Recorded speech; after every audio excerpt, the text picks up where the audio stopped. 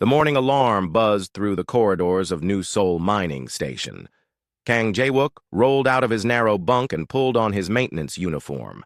The fabric was worn and patched in several places, just like everything else on this remote outpost at the edge of known space. Jae-wook walked through the metal hallways toward the main cafeteria. The station hummed with the sound of life support systems and mining equipment. 200 people called this place home, most of them Korean families who had volunteered to work on Kepler 442b. The planet was ugly, all red rocks and poisonous air, but it had something Earth needed badly. Quantum crystals lay deep in the ground, and these crystals powered the defense systems that kept Earth safe. Commander Park Dae-ho stood at the cafeteria entrance, greeting workers as they arrived for breakfast. He was a good man, Jae-wook thought. Park treated everyone fairly and never asked too many questions about people's past lives. That was important to Jae-wook. "Morning, Jae-wook," Park said with a smile. "The air recyclers in Section C are making strange noises again. Can you check them after breakfast?" "Yes, sir," Jae-wook replied quietly. He always kept his answers short. Most people thought he was just shy or unfriendly. They had no idea about the real reason he avoided long conversations. Nam Ho-seok waved from behind the food counter. The older man ran the cafeteria and always made sure everyone got enough to eat. "Extra rice today, Jae-wook. You're too skinny." Jae-wook nodded his thanks and took his tray to a corner table. He preferred to eat alone, but today Yoon Da-eun sat down across from him. She worked in the hydroponics bay, growing fresh vegetables for the station. Her face was always cheerful, even in this grim place. "You know, you don't have to sit by yourself all the time," she said. "We're all stuck on this rock together. Might as well be friends." Before Jae-wook could answer, the lights flickered. It was just for a second, but he noticed it immediately. His hand moved automatically toward his hip, where a weapon would have hung in his old life. He caught himself and picked up his coffee instead. "Power fluctuation," he said. "I should check the main generator after the air recyclers." Da-yeon laughed. "You notice everything, don't you? Most people wouldn't even see a little light flicker." She was right, but Jae-wook couldn't explain why he noticed such things. Years of military training had taught him to watch for anything unusual. In combat, a small detail could mean the difference between life and death. Even though those days were behind him, the habits remained. After breakfast, Jae-wook walked to Section C. The corridors were narrow and lined with pipes and cables. He knew every inch of this station by now. He had been here for 8 months, fixing things that broke and maintaining systems that kept everyone alive. It was quiet work, and he liked it that way. The air recyclers were indeed making noise, a grinding sound that meant the filters needed changing. Jae-wook opened his toolkit and got to work. His hands moved quickly and efficiently. He had learned maintenance work here on the station, but his natural mechanical ability surprised even him. "There you are," came a voice behind him. Kim Tae-min, the security chief, stepped into the tight space. "Commander Park wants to see you in his office when you're done here." Jae-wook's stomach tightened. Had they discovered something about his past? He had been very careful to hide his real identity when he applied for this job. Did he say why? "Nothing serious," Tae-min said. "Just routine stuff about your work contract renewal." Relief washed over Jae-wook. His contract was indeed up for renewal next month. He nodded and continued working on the filters. Tae-min lingered for a moment, watching him work. "You know," Tae-min said, "for a maintenance guy, you move like a soldier. Ever serve in the military?" The question hit Jae-wook like a punch to the gut. He kept his face calm and shook his head. "No military service. Just learned to move carefully around dangerous equipment." Tae-min didn't look convinced, but he left without asking more questions. Jae-wook finished his work and cleaned up his tools. He would have to be more careful about how he moved and acted. The last thing he needed was people asking questions about his past. An hour later, Jae-wook knocked on Commander Park's office door. The commander's workspace was small but organized, with family photos on the desk and star charts on the walls. "Sit down, Jae-wook," Park said. "Your work has been excellent these past 8 months. The other department heads speak very highly of you. Lee So-jin in engineering says you fixed the quantum drill in half the time it should have taken." "Just followed the manual," Jae-wook said. Park smiled. The manual said it would take 6 hours. You did it in 3. That's not just following instructions, that's real skill. They talked about the contract renewal for a few minutes. The terms were good, and Jae-wook was happy to stay. This place was as close to peaceful as anywhere in the galaxy. No one shot at him here. No one depended on him to make life-or-death decisions. He could just fix things and keep to himself. As Jae-wook was about to leave, Choi Yu-na burst into the office without knocking.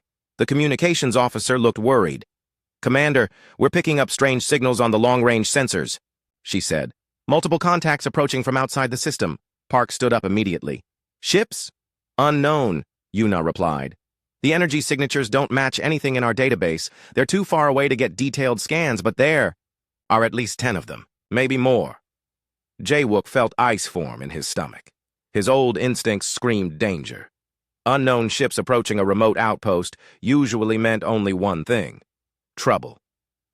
"How long until they reach us?" Park asked.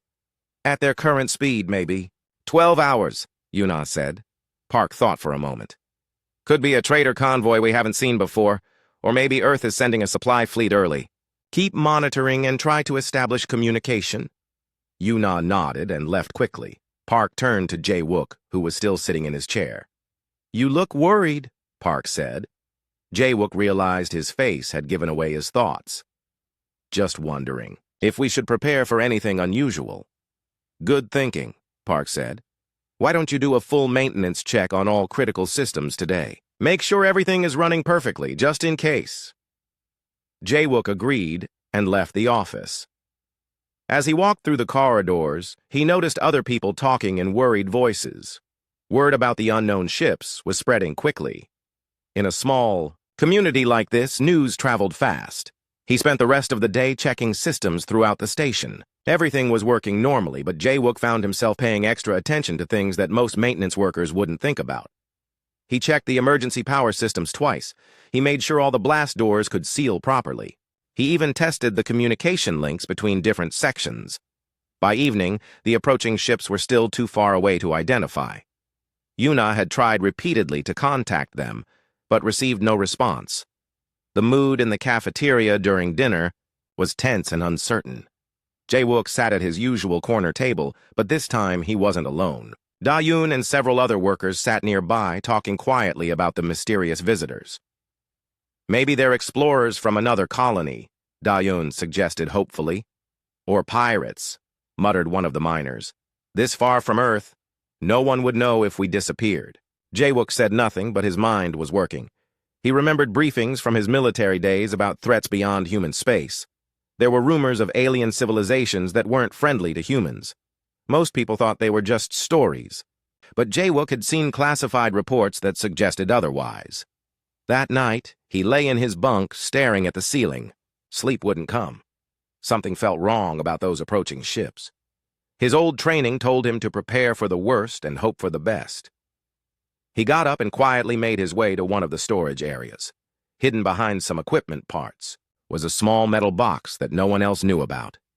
Inside were things from his past life, things he hoped he would never need again.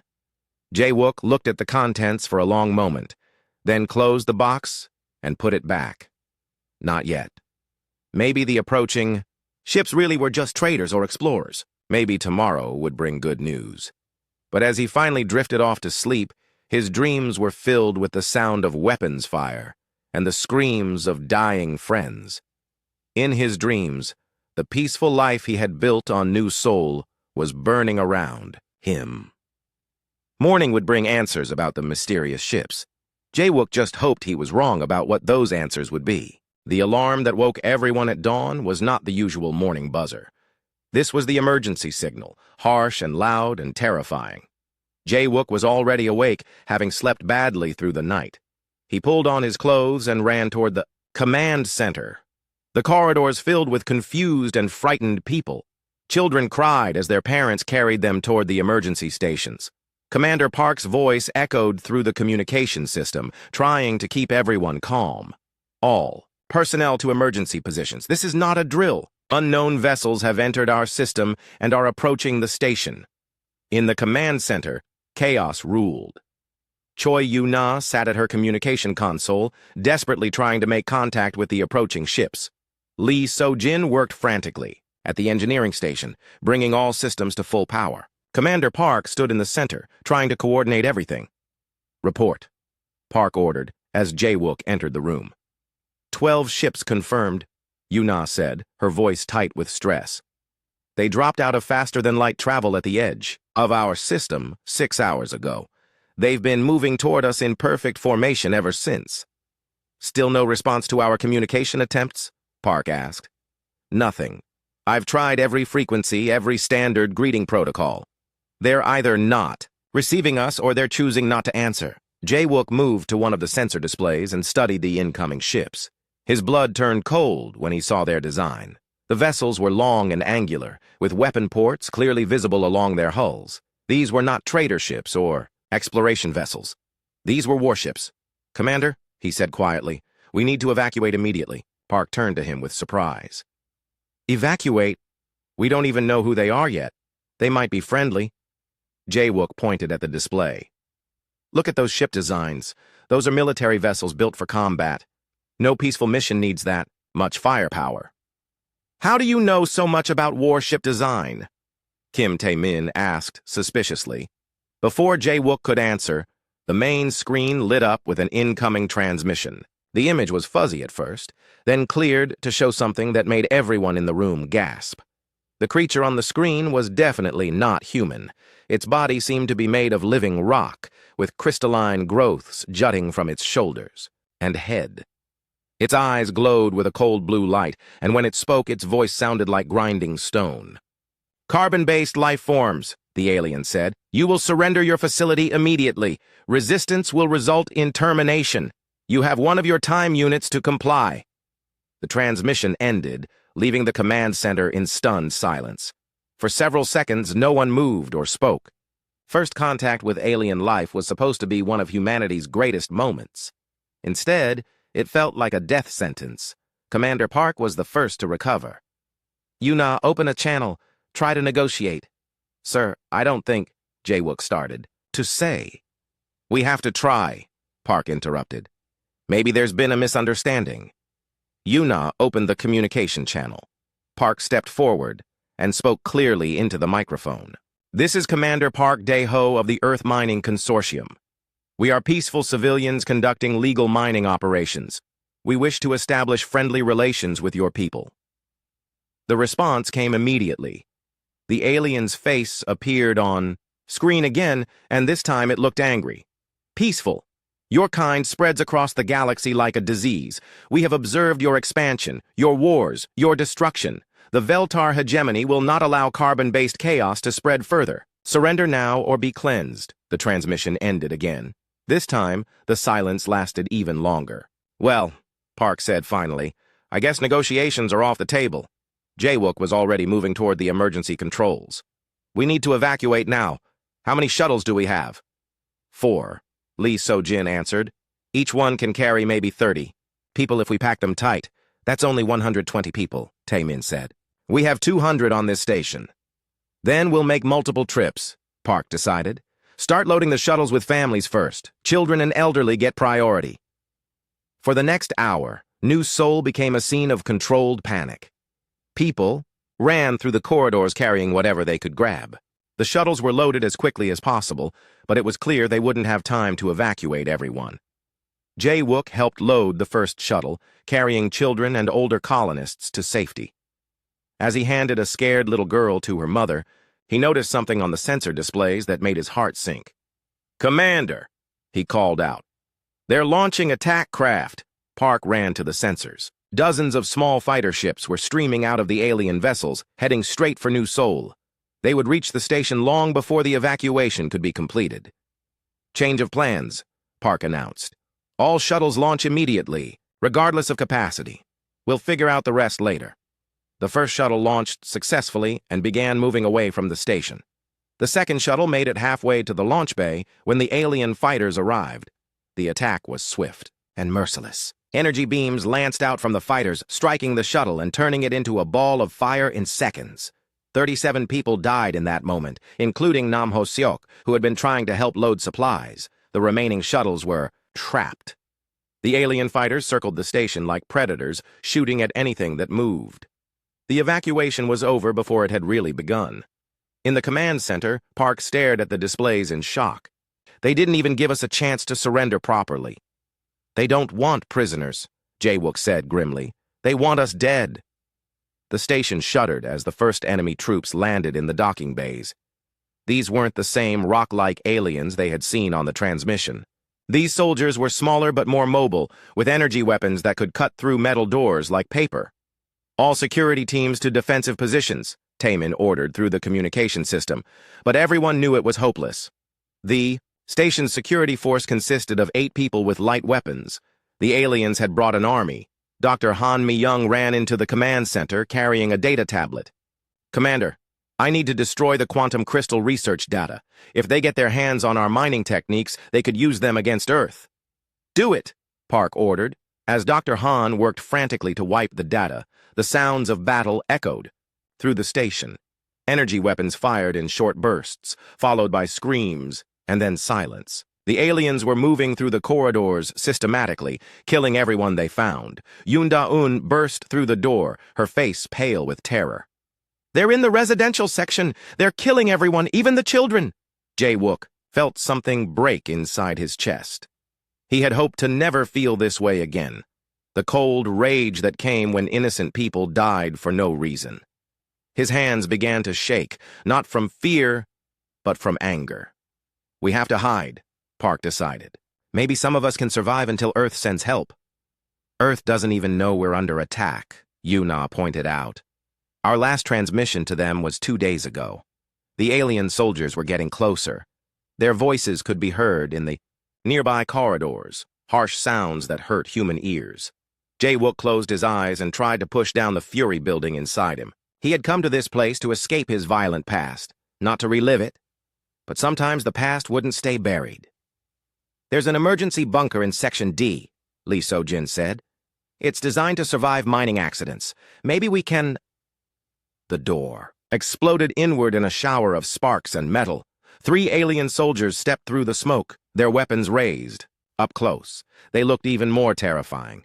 Their bodies covered in armor that seemed to be made of the same crystalline material as their weapons. The lead soldier pointed its weapon at Commander Park.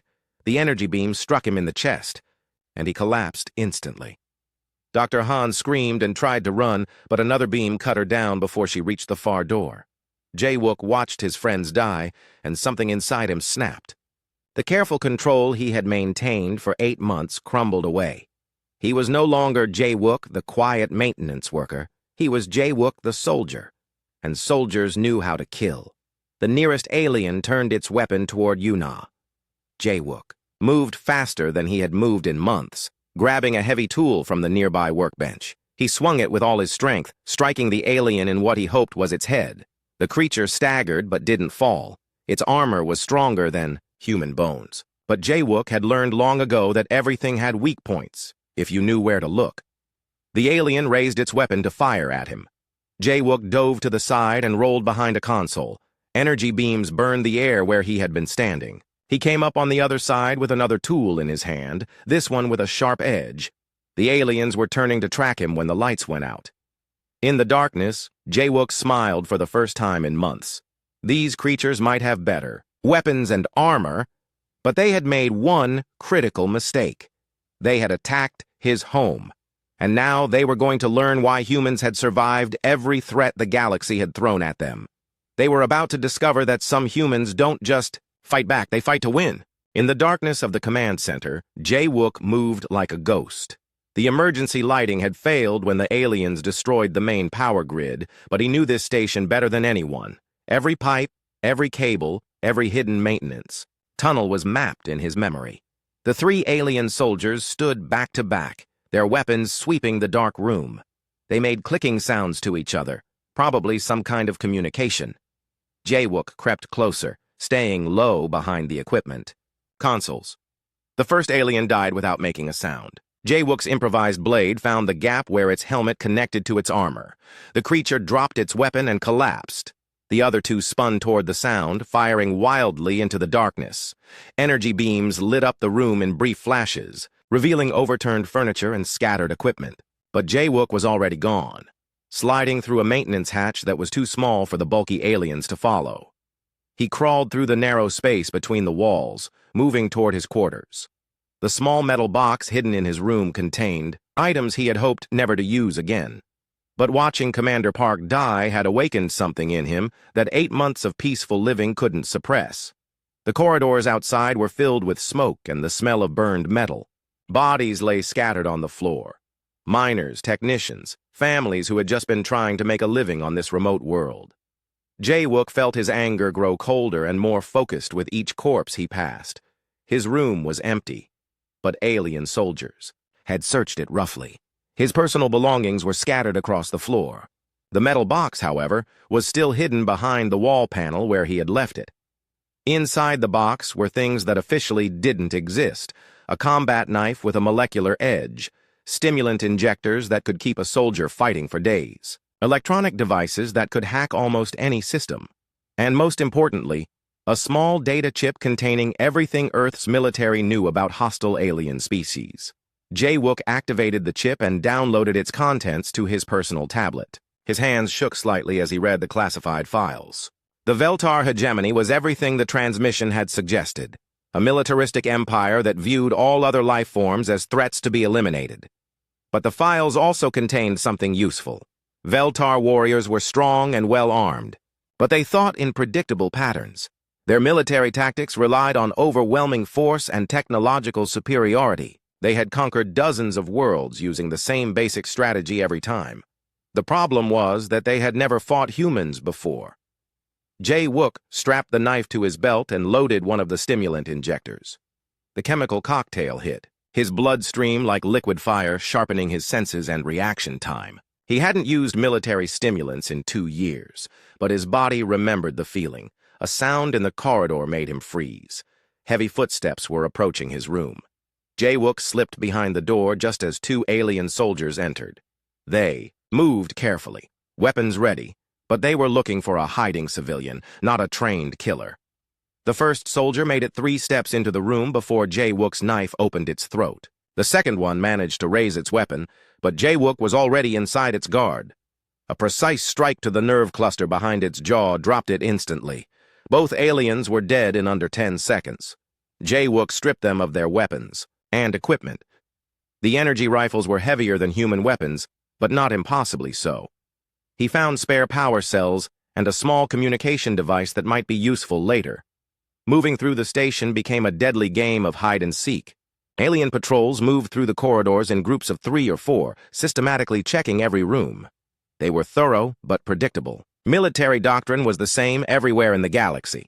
Follow procedures, maintain formation, secure objectives in order. Jaewook used their predictability against them. He studied their patrol patterns from hiding spots in the maintenance tunnels. When a patrol passed a certain junction, he knew exactly when the next group would follow the same route. The hydroponics bay was where he set his first real trap. 3 alien soldiers entered the plant-growing facility, expecting to find more hiding civilians. Instead, they found Yoon Da-yoon's body lying among the destroyed vegetable plants.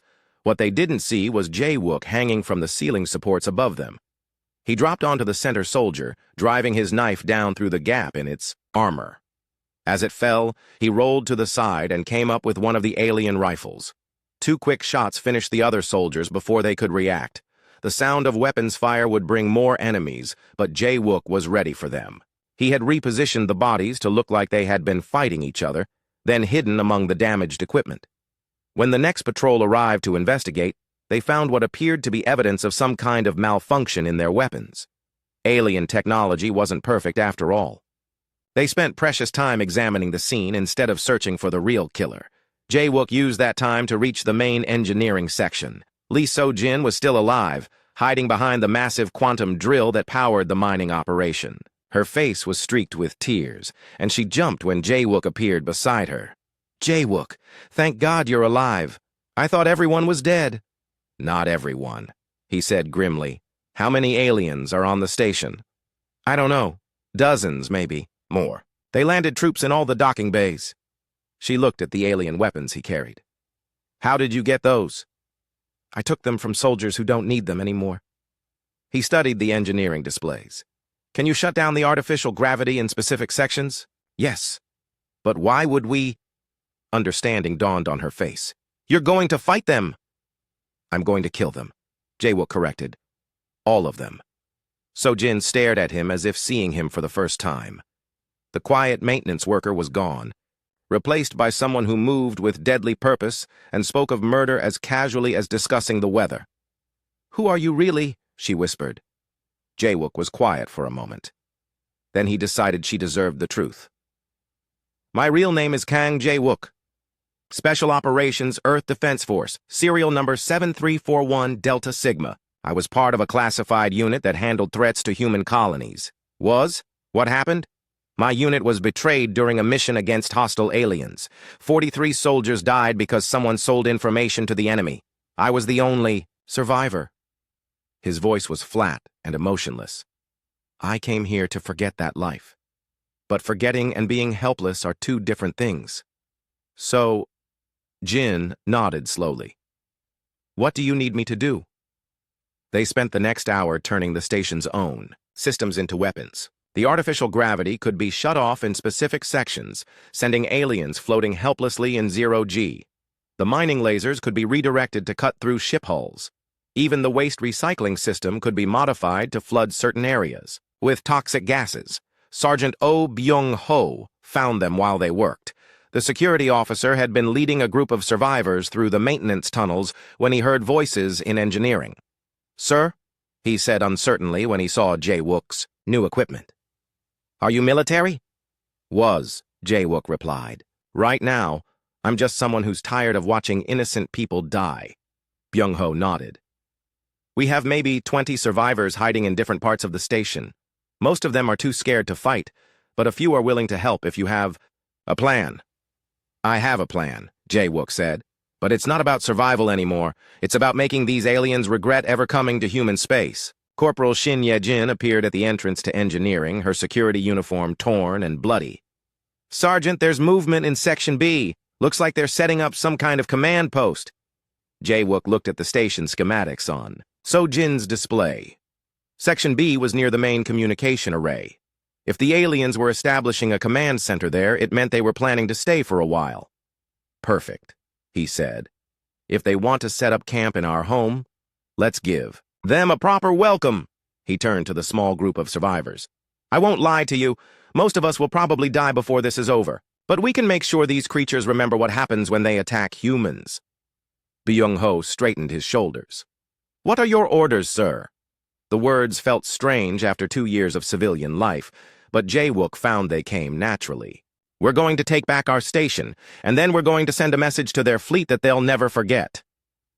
As if summoned by his words, Choi Yu-na's voice crackled over the emergency communication system. She was still alive, hiding somewhere in the station. Unknown human, came a different voice, one of the aliens speaking broken English. You have killed several of our warriors.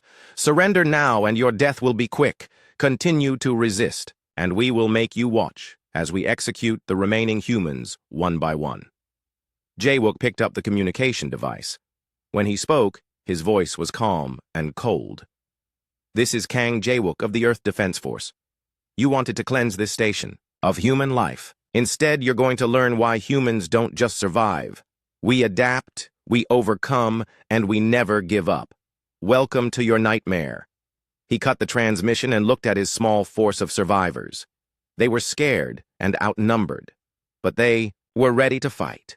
The real battle for New Seoul was about to begin. The first phase of Jae-wook's counterattack began in Section B, where the aliens had set up their command center. He crawled through the maintenance shafts with Corporal Shin Ye-jin following close behind. Both of them carried alien weapons taken from dead soldiers, and Jae-wook had rigged several improvised explosives from mining equipment. Remember, he whispered to Ye-jin, we're not trying to win a fair fight. We're trying to survive long enough to make them afraid. Through a ventilation, great, they could see the alien command post. 6 soldiers stood guard around a collection of strange equipment that hummed with alien technology. 2 larger aliens, probably officers, studied holographic displays showing the station layout. Jae-wook studied the scene carefully. The aliens, had positioned themselves well, with clear sight lines and multiple exit routes. But they had made one crucial mistake. They had set up their command post directly beneath the main cooling system for the quantum drill. He activated his communication device and spoke quietly. "So-Jin, can you hear me?" Lee So-Jin's voice crackled back. "I'm here. Ready when you are." "On my mark, shut down cooling system 7 and reverse the flow direction. Then wait for my signal to restart it. That will create a massive pressure. Build up. Are you sure about this? Trust me." Jae-wook waited until both alien officers were looking at the same display, their backs turned to the ceiling. Then he whispered, "Mark." The cooling pipes above the command post began to rattle and shake as So-Jin manipulated the system. The aliens looked up in confusion just as the pipes burst, releasing a torrent of superheated coolant. The liquid was designed to absorb heat from the quantum drill's massive energy output. When it hit the alien equipment and soldiers, it didn't just burn, it melted through their armor like acid. In the chaos that followed, Jae-wook and Ye-jin dropped through the ceiling and opened fire with their stolen weapons. The surviving aliens were blinded by steam and confused by the sudden attack. They fired wildly, hitting their own damaged equipment instead of the humans. Within minutes, the alien command center was destroyed, and its defenders were dead. "Phase 1 complete," Jae-wook reported to the other survivors. "How many aliens are left?" Sergeant Oh Byung-ho's voice came back over the radio. "I'm counting maybe 30 soldiers still moving through the station. But there's a problem. They're regrouping near the main docking bay."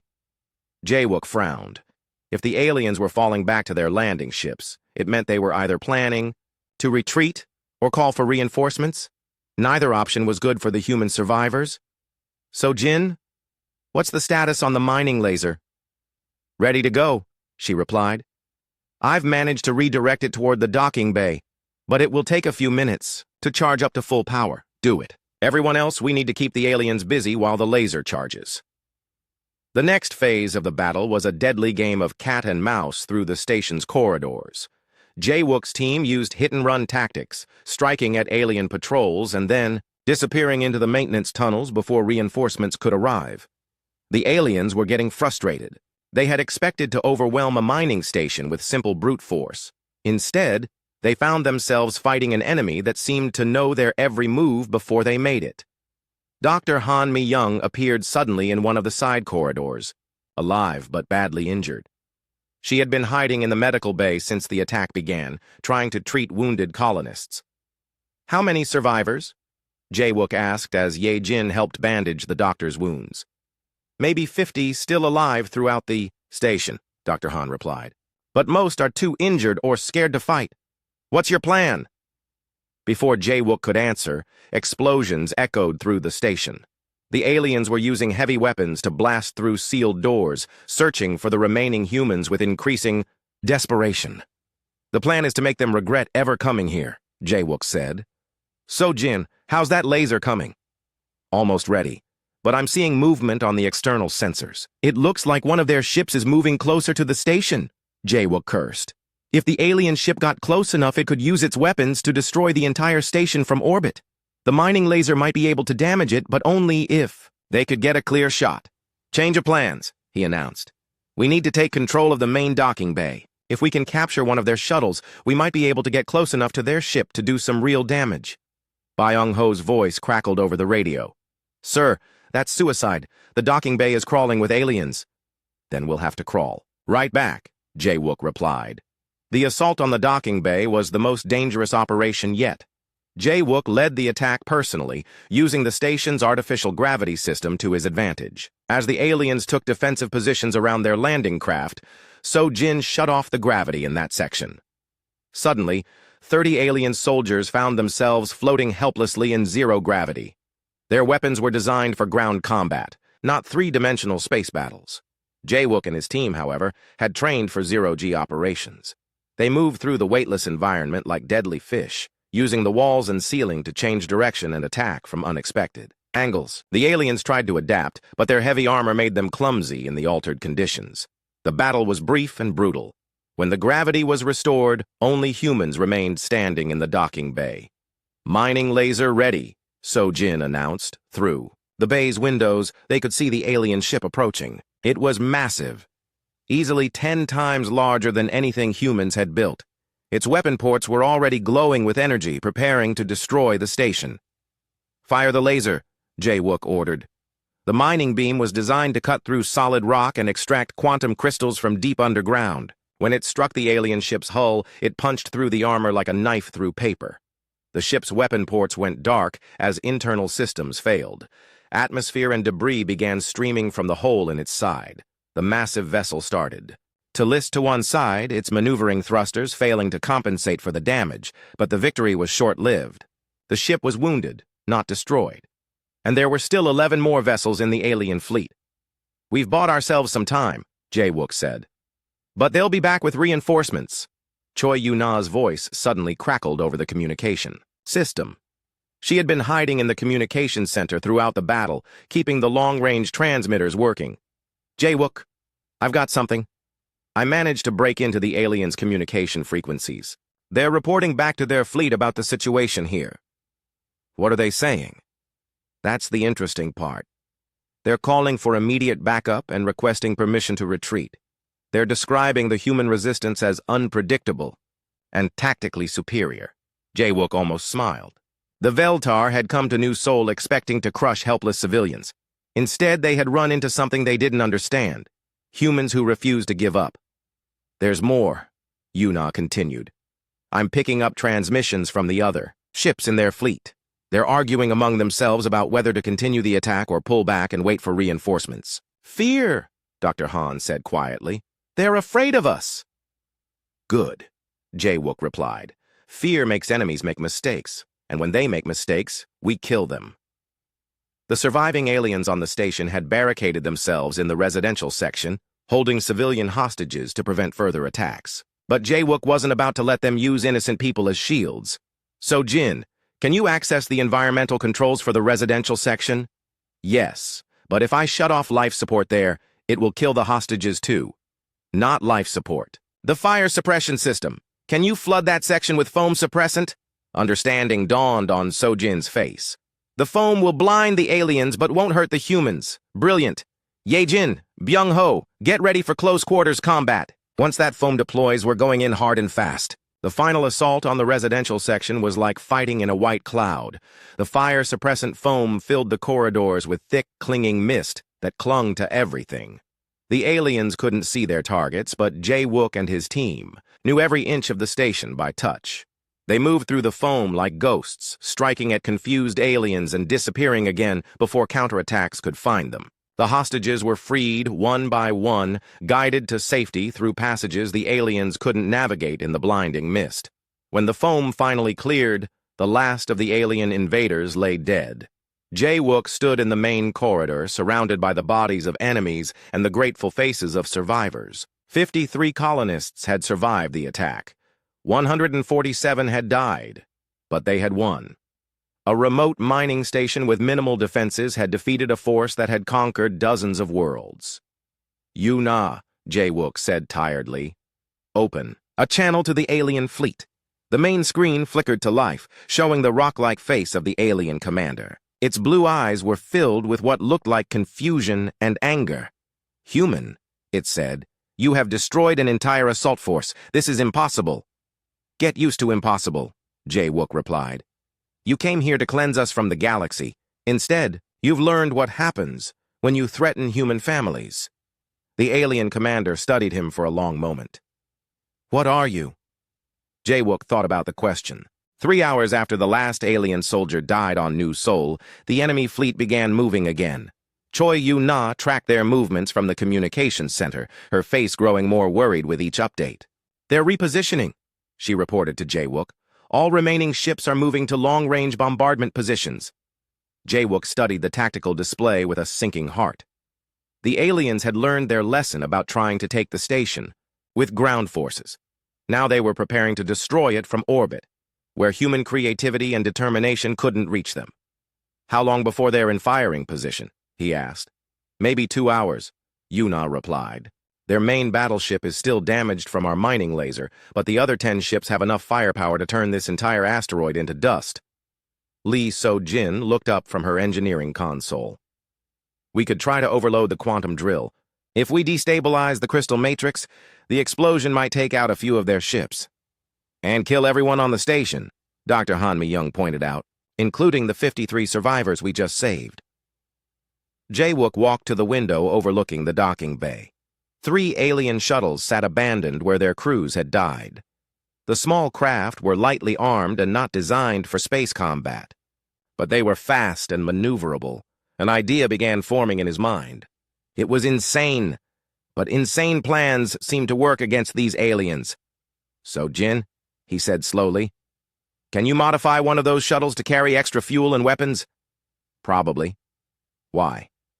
"Because I'm going to take the fight to them before they can destroy the station." The room fell silent. Everyone stared at him as if he had just announced his intention to fly to the moon by flapping his arms. "Sir," Sergeant Oh Byung-ho said carefully, "that's suicide. 1 shuttle against 10 warships?" "Not 10, Jae-wook corrected. 1. Their flagship. If I can take out the command ship, the others might retreat." "And if they don't retreat?" Corporal Shin Ye-jin asked. "Then you use the quantum drill explosion as a last resort, but at least we'll have tried everything else first." Dr. Han stepped forward. "I'm going with you." "Absolutely not. You're needed here to take care of the wounded.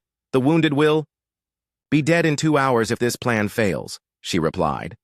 "And you'll need someone who understands alien technology if you're going to infiltrate their ship." Jae-wook wanted to argue, but she was right. Getting aboard the enemy flagship would require more than just combat skills. He would need someone who could understand and operate alien systems.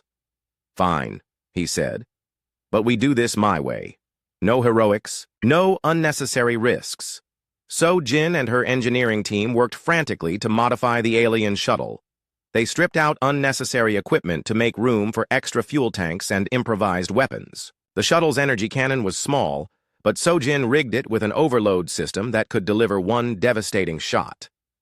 While the engineers worked, Jae-wook studied the intelligence files on his data chip. The Veltar fleet structure was hierarchical and rigid. Every ship followed orders from the flagship without question. If the command vessel was destroyed or disabled, the other ships would be paralyzed until a new commander could be established. "The key is their war commander," he explained to Dr. Han as they suited up in stolen alien armor. "These creatures don't think for themselves. They follow orders from the top. Take out the leader, and the rest will be lost." "How do we find this war commander?" "He'll be on the bridge of the flagship directing the bombardment. The problem is getting to him. Through a ship full of armed aliens." Dr. Han checked her equipment nervously. "I've never killed anyone before." "Hopefully you won't have to," Jae-wook said. "But if it comes down to their lives or the lives of everyone on this station, remember who started this fight. The modified shuttle launched without fanfare. There was no ceremony, no speeches, no dramatic music. Just 2 humans in stolen armor flying toward impossible odds in a jury-rigged alien craft. The Veltar fleet detected them immediately, of course. Fighter craft moved to intercept, but Jae-wook had anticipated this. He flew the shuttle like a crazy person, using maneuvers that no sane pilot would attempt. The alien fighters were faster and better armed, but they couldn't predict what he would do next. "They're trying to force us toward the flagship," Dr. Han observed, as energy beams flashed past their windows. "Let them," Jae-wook replied. "That's where we want to go anyway." The shuttle's hull rang like a bell as enemy fire struck the armor. Warning lights flashed on the alien control panels, but the little craft kept flying. So Jin's modifications were holding together. As they approached the flagship, Jae-wook activated the shuttle's distress beacon and began transmitting a message in broken alien language. The translation software on his data chip wasn't perfect, but it was good enough to fake a damaged fighter calling for emergency landing.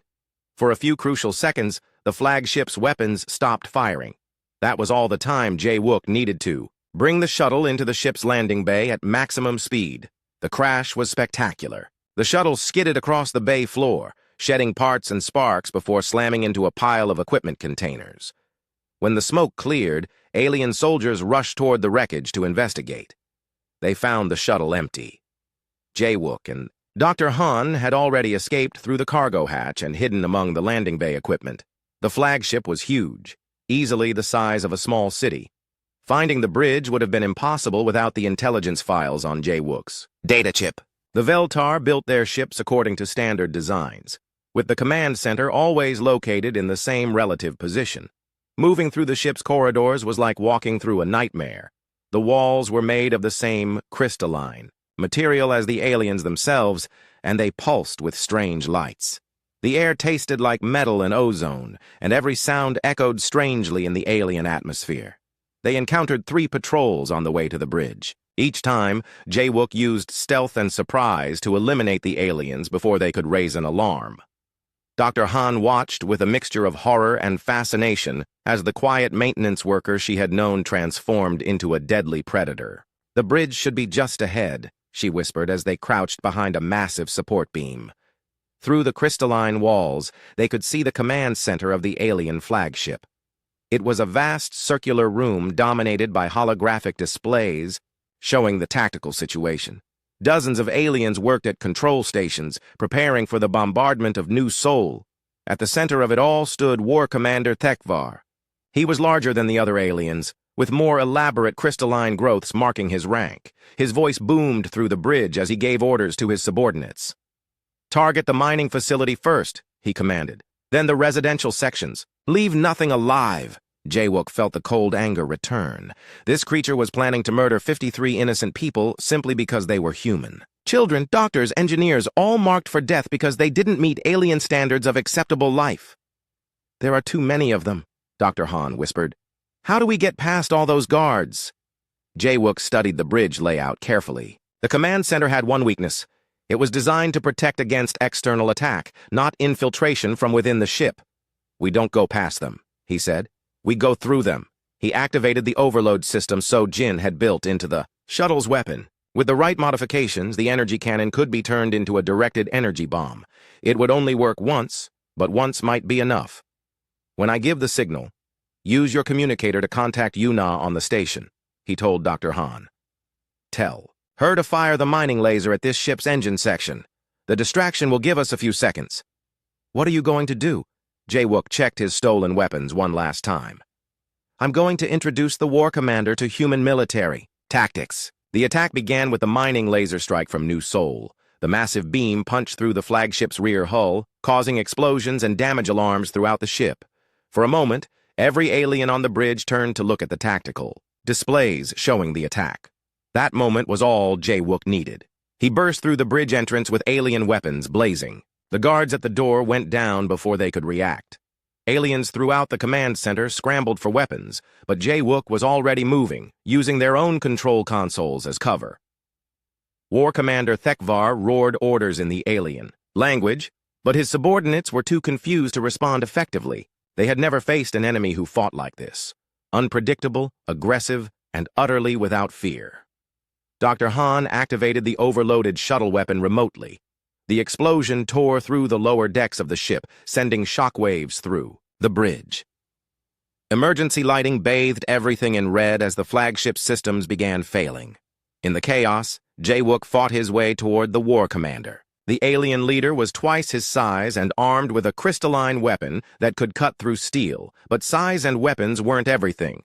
Humans had something the Veltar couldn't understand: the ability to adapt, to improvise, to never give up even when facing impossible odds. The duel between human and alien lasted only minutes, but it felt like hours. Thekvar was strong and skilled, but he fought according to rigid patterns. Jae-wook fought like a human, dirty, creative, and absolutely determined to win. 3 weeks after the battle for New Seoul, the mining station looked almost normal again. The damaged sections had been repaired, new equipment had been installed, and life had returned to something resembling routine. But the people who lived there would never be the same. Kang Jae-wook stood in the memorial garden that had been built where the residential section used to be. 147 names were carved into a wall of quantum crystal, including Nam Ho-seok, who had died trying to help others escape, and Commander Park Dae-ho, who had faced the impossible with courage and dignity. "The supply ship from Earth arrives tomorrow," Lee So-jin said as she joined him at the memorial. "They're bringing 40 new colonists to replace the people we lost." Jae-wook nodded but didn't speak. He had been even quieter than usual since, returning from the alien flagship. The violence that had saved everyone's lives had also awakened memories he preferred to keep buried. Earth Defense Command wants to talk to you, Sojin continued. They've been sending messages every day for 2 weeks. I know. Are you going to answer them? Eventually, Sojin studied his profile. Since the battle, everyone on the station looked at Jae-wook differently. Some with gratitude, some with awe, and some with a little fear. The quiet maintenance worker had revealed himself to be something far more dangerous than anyone had imagined. You saved all our lives, she said quietly. You know that, right? I did what needed to be done. That's not the same thing as saving lives. You chose to fight when you could have hidden. You chose to risk everything for people you barely knew. Jae-wook finally looked at her. I knew them well enough. Choi Yu-na appeared in the garden entrance, carrying a communication tablet. Her expression was excited and worried at the same time. Jae-wook, you need to see this, she said. We're getting reports from across human space. The story of what happened here is spreading. She activated the tablet, showing news broadcasts from a dozen different colonies. The headlines were all variations of the same theme. Mining station. Defeats alien fleet. Single human turns tide against invasion. The hero of New Soul. It gets better, Yu-na continued. Or worse, depending on how you look at it. We're also picking up alien communications. The Veltar sent detailed reports about the battle to other species in the galaxy. What kind of reports? Sojin asked. Warning. Reports. They're telling everyone that humans are more dangerous than previously believed, that we use chaotic tactics and unpredictable strategies that make us difficult to defeat. Jae-wook almost smiled at that. Chaotic tactics. The aliens didn't understand that what they called chaos was actually human adaptability. The ability to change plans when the situation changed, to think creatively under pressure, to never give up even when logic said defeat was certain. There's more, Yu-na said. 3 other alien civilizations have contacted Earth asking for trade negotiations. They want to establish friendly relations before any misunderstandings occur. Fear, Dr. Han Mi-young said as she joined them in the garden. Her arm was still in a cast from injuries suffered during the battle, but she was recovering well. They're afraid of us now. Good, Jae-wook said simply. That afternoon, the new temporary commander arrived from Earth. Colonel Bae Jin-woo was a career military officer who had been sent to oversee the station's reconstruction and defense upgrades. He was younger than Jae-wook, but carried himself with the confidence of someone who had never faced impossible odds. Specialist Kang, he said formally when they met in the command center. I've read your file, both the official version and the classified addendum that Earth Defense Command just declassified. Jae-wook said nothing. He had known this conversation was coming. According to these records, you're one of the most decorated special operations soldiers in Earth military history. 43 confirmed alien kills during the Proxima incident. Recommended for the highest military honors. Then you just disappeared. Requested discharge and civilian relocation, Jae-wook said. It was approved. After your entire unit was killed in an ambush. After you spent 6 months hunting down the traitor who sold them out to hostile aliens. Colonel Bae's voice was neutral, but his eyes were sharp. You eliminated 17 enemy agents across 4 star systems before you found the human who betrayed your team. Sojin and the others listened in shocked silence. They had known Jae-wook was former military, but this was the first time they had heard details about his past. Is there a point to this conversation, Colonel? Jae-wook asked. The point is that Earth needs soldiers like you. The galaxy is bigger and more dangerous than we realized. What happened here proves that humans have enemies we didn't even know existed. And I'm offering you a commission, full reinstatement, promotion to Major, command of your own special operations unit. Help us prepare for the next time aliens decide to test human resolve. Jae-wook was quiet for a long moment. The offer was tempting. After what he had seen here, he knew that Earth's expansion into space would bring more conflicts. There would be other species like the Veltar, other wars where human creativity and determination would be the deciding factors. But he also remembered why he had left military service in the first place. The violence, the constant pressure, the weight of making life or death decisions every day. He had come to New Soul to escape that life, not to return to it. Thank you, Colonel. he said finally. But I decline. May I ask why? Jaewook looked around the command center at the faces of his friends and colleagues. These people had become his family during 8 months of quiet civilian life. When they were threatened, he had fought to protect them, but that didn't mean he wanted to return to being a professional soldier. Because there are 40 new colonists arriving tomorrow, he said. Someone needs to show them how the air recyclers work. Colonel Bay looked frustrated, but nodded. I can't order you to accept the commission, but if you change your mind, the offer stands. That evening, Jaewook sat in the cafeteria with the other survivors. The mood was lighter than it had been in weeks. Ryu Haiwan, one of the new engineers arriving tomorrow, had sent a message saying she was looking forward to working on such a famous station. Famous, Corporal Shin Ye-jin said with a laugh. I never thought I'd be famous for getting shot at by aliens. You're famous for surviving when shot at by aliens, Sergeant Oh Byung-ho corrected.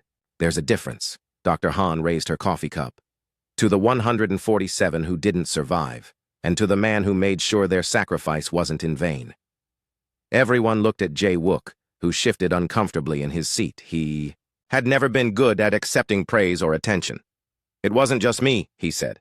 Everyone fought. Everyone contributed. But you led, So-jin said. When we needed someone to show us how to fight back, you stepped up. When I needed to, Jaewook emphasized. I'm not a soldier anymore. I'm a maintenance worker who had to protect his home. The next morning, the supply ship from Earth brought 40 new colonists to replace those who had died.